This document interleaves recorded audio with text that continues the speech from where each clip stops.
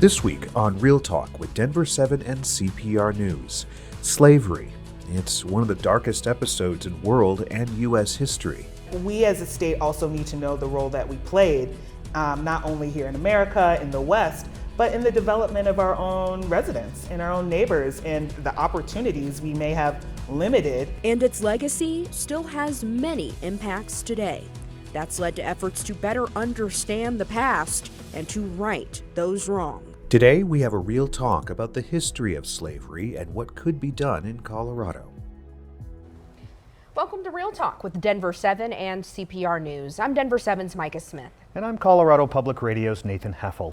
Each week, in a partnership between Denver7 and CPR, we have a real talk about issues impacting underrepresented people across Colorado. Today we're talking about slavery and systemic racism, to many a thing of decades gone by, and yet a lot of today's racial inequities are directly linked to the past. Colorado officially gained statehood after the Civil War. Because of this, it was never a slave state. However, the ACLU of Colorado says after the war ended, some former slave states took advantage of a loophole in the 13th Amendment of the U.S. Constitution. That amendment banned slavery and servitude, quote, except as punishment for crime. That language appeared in Colorado's Constitution up until 2018, when voters decided to remove it and completely abolish slavery from Colorado. It was the first state in the Union to remove that language.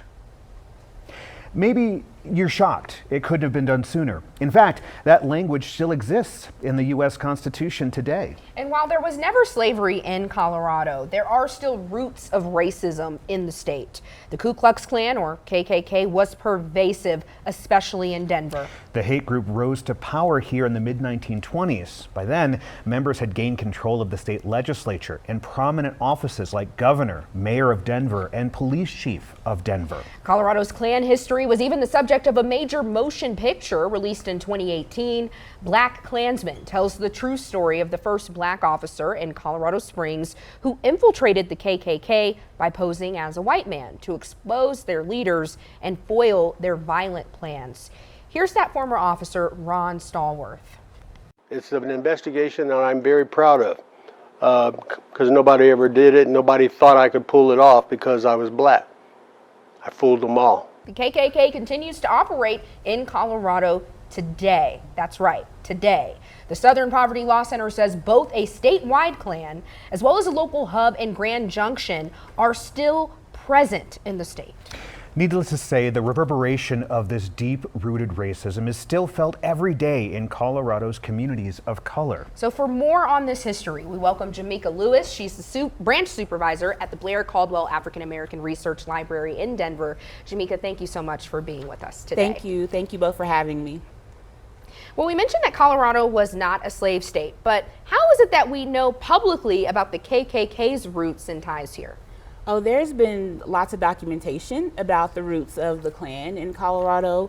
Recently, History Colorado released the Ku Klux Klan ledgers that had information about individuals and businesses that were members of the Ku Klux Klan, and throughout the state of Colorado. And a lot of people don't know that the Klan was so prevalent here. Even the Women's Federation of the Klan was also very prevalent. So it's due to the work of historians and archivists and librarians that are bringing this history to light. And I found it fascinating. It's not just the state leaders. It's the milkman. It was the locksmith that was prevalent in the KKK. Absolutely. And the fact that their businesses were tied, to this organization and to this group shows you just how deep those roots were. It wasn't just a mindset. It was a lifestyle. Racism and white supremacy was embedded into the everyday lives of these folks. And that racism and white supremacy bled into the lives of the folks who they targeted as well.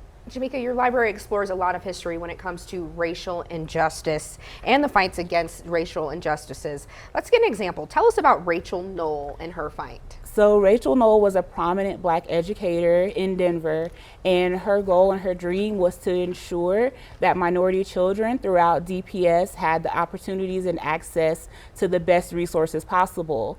During her time, they didn't. Schools were very segregated, and when I talk about segregation, I mentioned that it wasn't just a nice suggestion. Segregation was a law, and it was law at the highest levels in our country. And so Rachel Noel really wanted to be able to increase opportunities and resources for minority children throughout Denver public schools. At the time, schools for minority children were grossly underfunded. They were under-resourced, and so she proposed a resolution that eventually became known as the Noel Resolution, which was to basically integrate Denver public schools in the hopes of providing minority children with the best resources possible. And another person who comes to mind in that same vein is someone we've covered on Real Talk before. That is Irving Andrews. Can you remind us briefly about him? Yes, Irving Andrews was a prominent civil rights attorney here in Colorado, who recently his home was designated as a historic place. Yeah. And you know, there are a lot of interesting things about Irving Andrews, but he couldn't even have an office in Denver because he was Black, and so he had to practice law out of his home. And those are just examples of how systemic racism and white supremacy are deeply embedded into the fabric of everyday life of this country. It isn't just, you know, polite suggestions. It's not just racial slurs.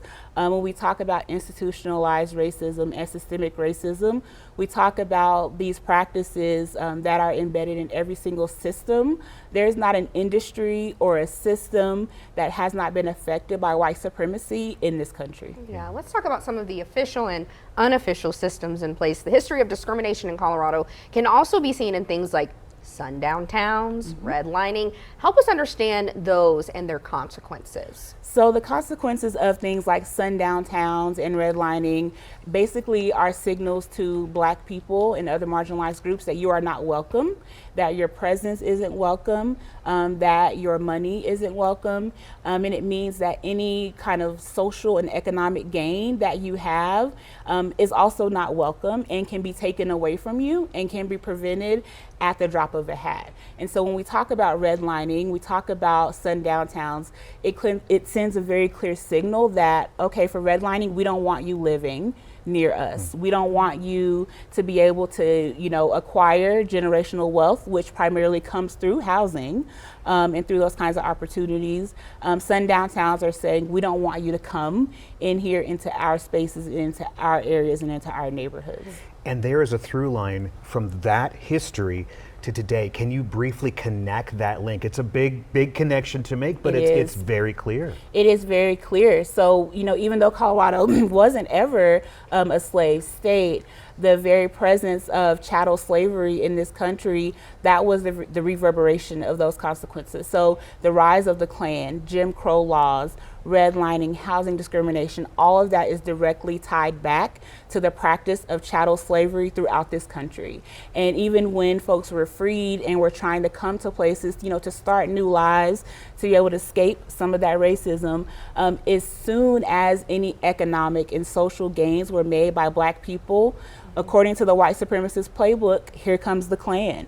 Here come laws, you know, here come statutes and things like that to prevent any kind of progress.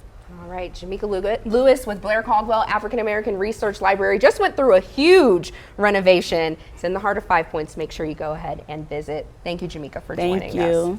We still have more coming up, don't we? We do. Next on Real Talk, a coalition of local and state leaders are hoping to uncover more about historic injustices against Black Coloradans through new initiatives launched last month. We're talking with two of the lawmakers behind the measure about what they hope to accomplish and the long-term impacts it may have. Welcome back to Real Talk with Denver7 and CPR News. I'm Denver7's Micah Smith. And I'm Colorado Public Radio's Nathan Heffel. This week we're having a real talk about the shadow of slavery in Colorado and its long-term impacts on systemic racism in the state today. Data from Justice for Black Coloradans shows just 1 in 4 Black adults in the state have achieved a post-secondary degree or credential. Only 42% are homeowners compared to 72% of their white counterparts. And despite making up 5% of the state's population. Black Coloradans make up 18% of the prison population here.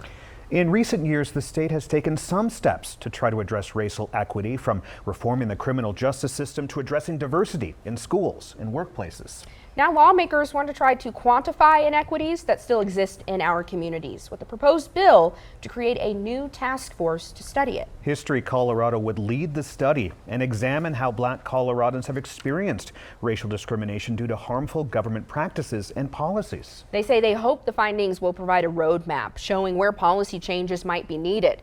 If approved by the legislature, they expect the work to take between 1 to 2 years to complete.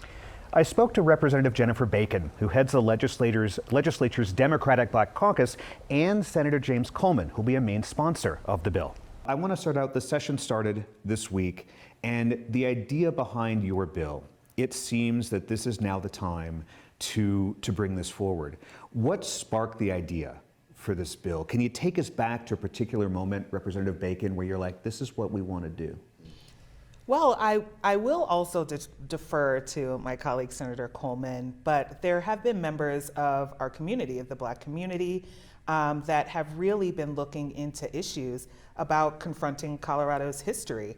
And so I was approached by a group that was multi-generational, multi-ethnic, multifaceted to say, this is something that our neighbors really want us to pursue. What really sparked the conversation around racial justice and the disparities that we have in Colorado and across the country when it comes to African American community, I think is evident anecdotally, but it's also evident in just our everyday lives. The data that came out that talked about only 30% of Black Coloradans can own a home in Colorado, or only 25% of Black Coloradans have a higher education degree, or the mortality rate for African American babies is double that of other ethnicities. These are the things that we looked at and said, what is leading to this? And we know that a lot of it has to do with disparity in our policy and our laws in the state of Colorado.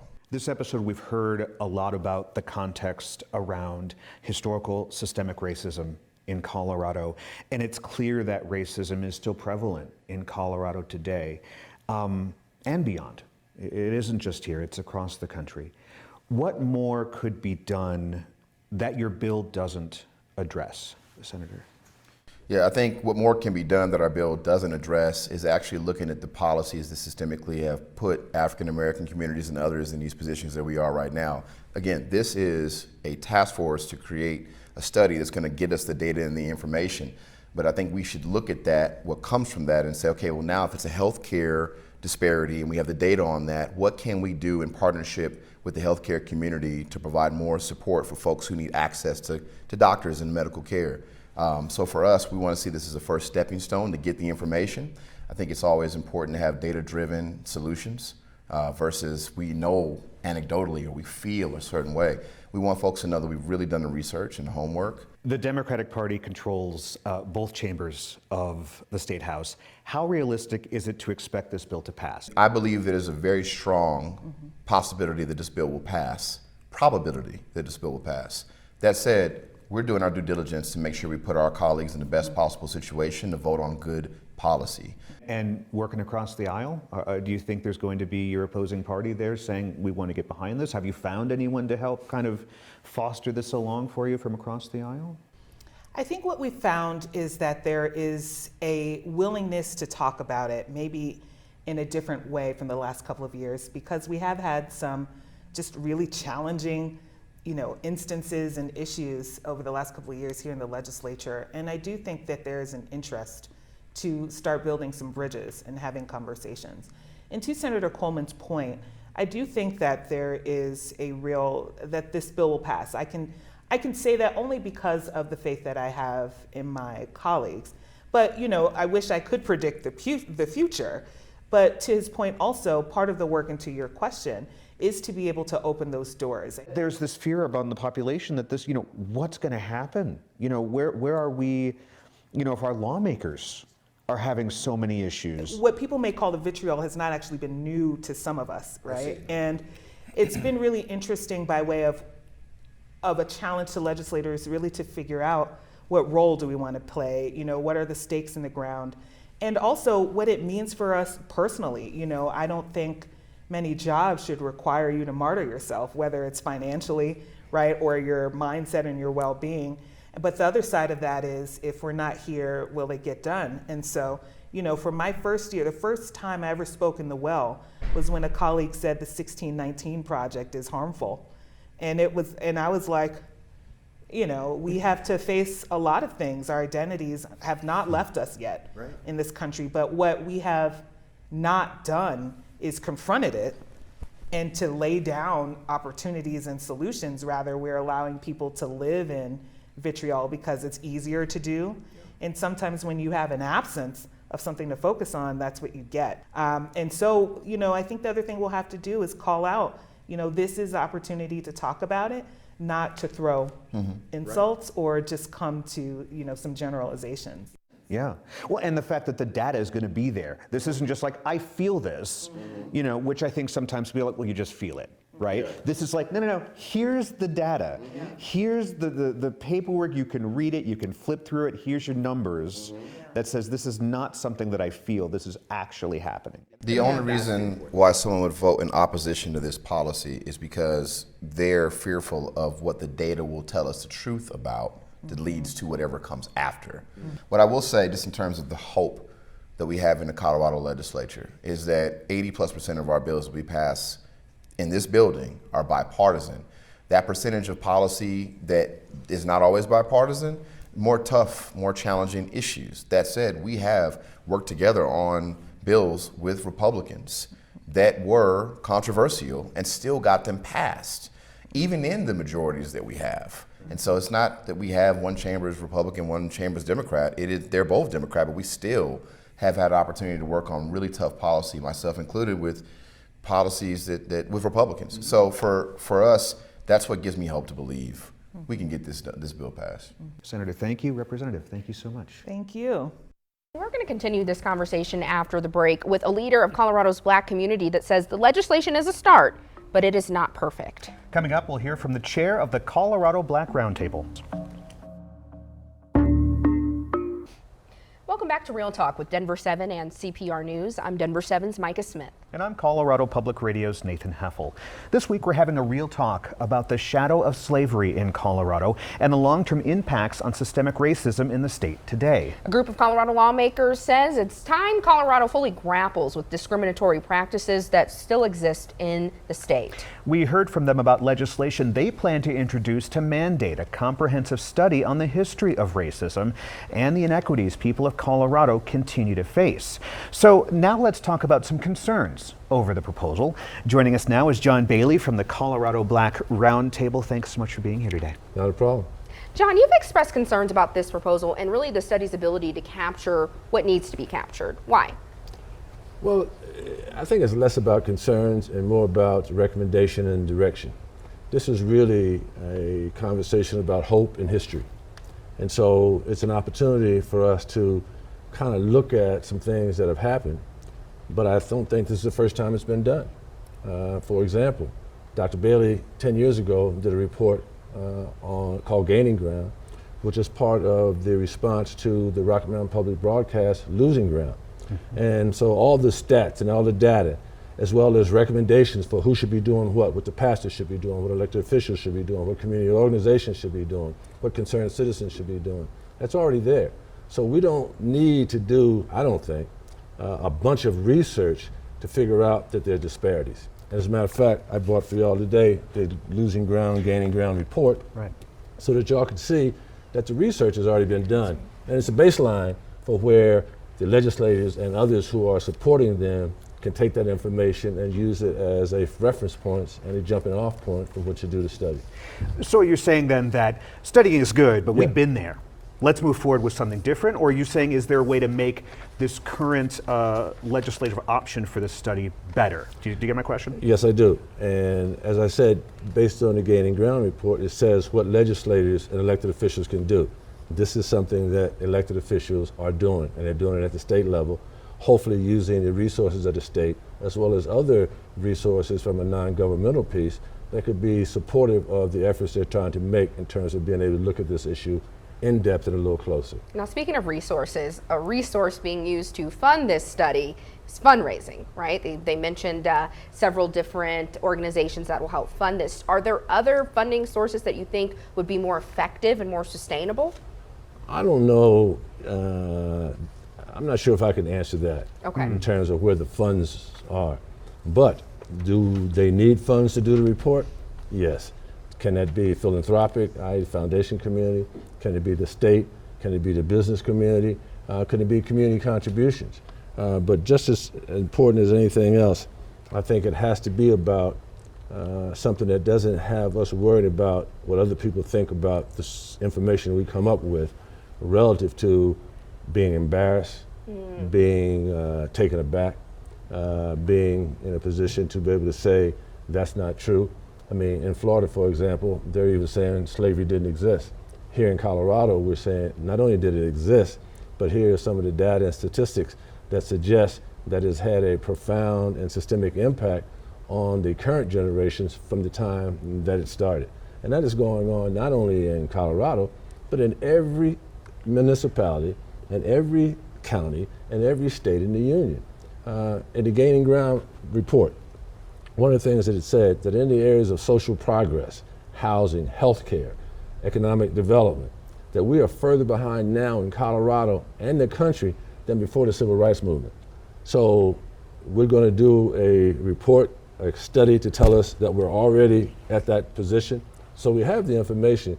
The question is we update the information with some of the stats, statistics and the data, as well as some public policy implications, but the research has already been done. You mentioned funding and how sometimes that can call into question gathering, but does that mean, like, if the state were to step in and say we want to throw in some funding for this, would you be opposed to that? No, Okay. I'm not opposed to anybody coming forward and saying, let's do and let's support what's going on here. As a matter of fact, we should probably be looking at GoCo Colorado for funding. We should probably also be looking at alcohol, tobacco, and firearm for funding. We should also be looking for cannabis residents for funding. I mean, there are places that we can find dollars. If we can find hundreds of millions of dollars to bring a Democratic National Convention here, I'm sure we can find dollars to do a research that wouldn't cost a fraction of that much. So let's say the legislation in its current form passes. As you move forward, as this moves forward, what are your hopes for the outcome? What do you hope to see from this? Well, first of all, I hope that we don't get caught up into what's next. What do you mean? Well, we're spending a lot of time talking about what's next. We should be spending time talking about what's now and what we need to do now, because there are things that we can do now that won't take 3 or 4 years of research to be able to come back. I mean, here's the deal. We got systemic issues right now.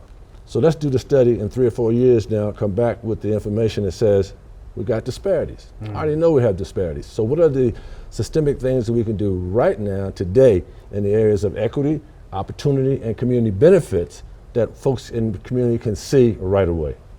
All right, John Bailey with the Colorado Black Roundtable. I have my homework. I'll be reading the Losing Ground or Gaining Ground in Colorado's African American Community Study, and we'll check back in with you. That's this week's episode of Real Talk with Denver7 and CPR News. Every week we'll be having a real talk on issues that impact Coloradans who are often overlooked. You can find all of our shows on denver7.com/realtalk or at cpr.org/realtalk. Have a great day.